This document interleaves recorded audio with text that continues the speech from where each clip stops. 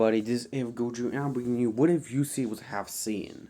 Now, we continue on with the story with Issei being Saiyan. With this power, Issei is incredibly strong and powerful on his own right. Yes, they also would have met the angel Michael, with him and Akino being there to meet him. Michael wanted actually to give not only Issei a powerful weapon to combat against his rival, the White Dragon Emperor, but also to give him a power boost, just so he can match him if his same power cannot hold it. But of course, you see wondering what that power is. With Michael revealing the power of a God Key. If wondering how does Michael know about God Key, it's because the ancient God, before him, there were other gods. Like the gods in the universe 7, 6, and any other universe, Dragon Ball gods. They existed before him, but they eventually died because their powers gained too low. But they did give some of the angels a portion of their God Key, alongside those of the Kais. So Michael would have given his God Key to Issei, practically transforming him into half angel, half devil. Issei would have screamed in pain because this power was most likely incredibly intense, even for his own body to handle. Jay would try to help him so he can control the power, but Issei was struggling incredibly much. This power was too overwhelming even for his own body. Eventually he passed out, but Michael still gave him the Ascalon, the sword that can kill dragons. But since he's infused with Gaki, this sword is much more powerful and almost incomparable to the Excalibur in the DxD universe. Half of it, of course. Eventually, after he wakes up, he managed to feel the Gaki flowing through his body. Eventually, with the help of Drake, he managed to control it way better. He can now use Super Saiyan God, but only to small portions. He can actually transform to Super Saiyan Blue and stack it on top of his Balance Breaker, achieving Balance Breaker Blue transformation.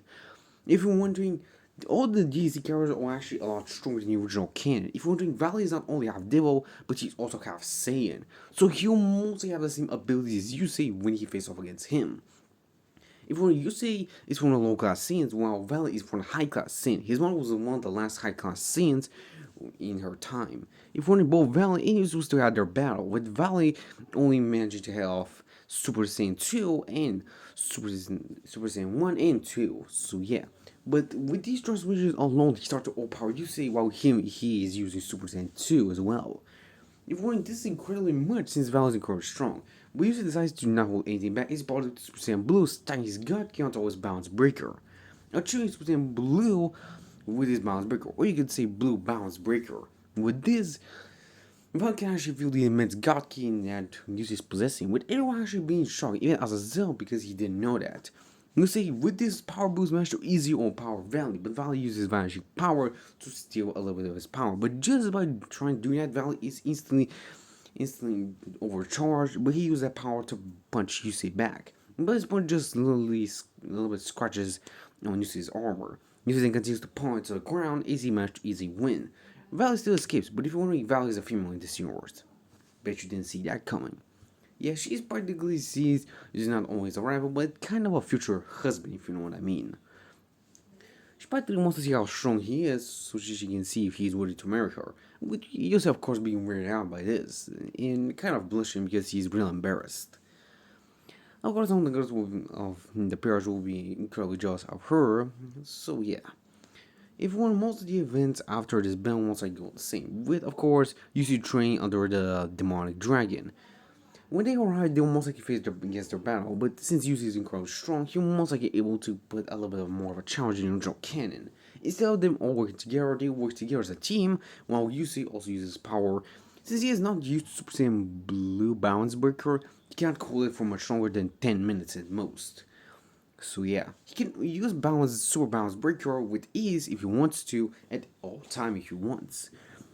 And with this, he is trained by a demonic dragon after a couple of days. He transferring with him to control his power. Eventually, he managed to connect to the spirit of all Saiyans known as Yamoshi, the first Super Saiyan god to ever exist. He actually existed way before the ancient Saiyans, and only if you know about his legend. He explains to Yuzi that since he is a part angel and devil, he can only access 50% of the true power of the Super Saiyan god, but he can do transform and master it, but he cannot access the true power of it. Yuzio is of course bummed down to know that, but he's still happy that he can get stronger. Yamashita explains to him that he'll grant full control over transformation, but only to 50%. He cannot use the full power, but he can do control transformation to its most. With Yamashita giving permanent control, Yuzi gets stronger and Master Super Saiyan God in a few weeks. He also managed to perfect Super Saiyan Blue, which took him much longer time, but he's too much to control. He can combine Super Saiyan God with Balance Breaker, but he prefers Super Saiyan Blue since it does bring him much more power. And since he has perfected both Blue and his Balance Breaker, he can use them to much more greater power. He can also use wing modes, but he can fly with Ki, so he doesn't need wings, but he just has them just in case he's out of keys, so yeah. If you're wondering, the battle between Chronicle's sister and Chronicle and Issei will still go out the same, with Issei of course having much more better advantage. He'll easily manage to deal with her in no time at all. So most of the events will go on the same when Loki actually tries to attack everyone. Issei will actually use Super Saiyan Blue Balance Breaker to face off against him. With Loki, since the immense God Key that he has, you ask him how is that possible that a Saiyan like him can achieve this power. But of course you tell him that he's just no ordinary Saiyan. He is the descendant of the Super Saiyan God Yamoshi. If wondering, Odin actually knows about Yamoshi since he's actually saw him multiple times. If wondering, Yamoshi was actually older than even Odin. When Odin actually saw Yamoshi, he was just around his 1,000 years. So Odin was kind of young to say the least. So yeah, with this, Issei will battle against Loki. If you wonder, Loki is actually stronger than the original DxD universe. Since this Loki, I'm gonna say that I'll combine from the MCU and give him a little bit of a power boost. So he's stronger, but he also has stronger spells. He's not physically stronger, but his spells are probably much overpowered. With Issei of course struggling with his spells, he managed to overcome them, and he still used Thor's hammer. Since he has God Key, he'll easily able to wield it in his Balance Breaker form. Also, Fenrir will most likely not able to kill him, since his Balance Breaker was so much hardened that practically Fenrir trying to actually bite him will easily just break his teeth and mouth. So Issei will manage to steal Loki and practically defeat him. If you're wondering, most of the events that happen in the DxD universe will most likely go out the same.